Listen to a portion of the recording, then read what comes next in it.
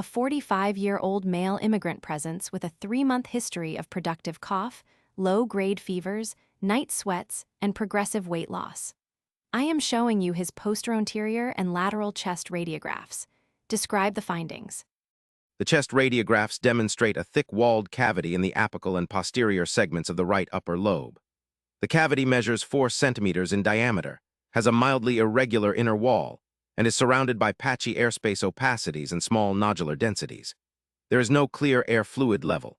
Given the patient's demographics, clinical history, and upper lobe localization, the primary diagnosis is post-primary pulmonary tuberculosis. What is the anatomical predilection for post-primary tuberculosis cavities?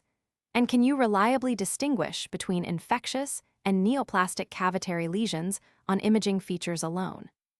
Post-primary tuberculosis has a strong predilection for the apical and posterior segments of the upper lobes and the superior segments of the lower lobes, which are areas of high oxygen tension. We cannot reliably distinguish between infectious and neoplastic etiologies based on imaging alone, as there is significant overlap in wall thickness, size, and fluid levels. However, a wall thickness of less than 4 millimeters strongly favors a benign cause, whereas a thickness greater than 15 millimeters and a nodular inner margin suggest malignancy. Which histologic subtype of primary bronchogenic carcinoma is most closely associated with cavitation? What other diagnostic categories of cavitary disease exist, and what are the immediate clinical next steps?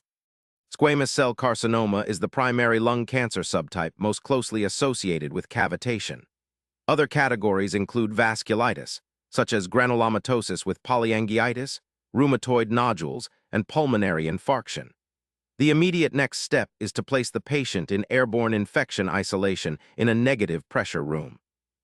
I would order 3 consecutive sputum smears for acid-fast bacilli and gene-expert PCR to confirm the diagnosis, and notify public health authorities.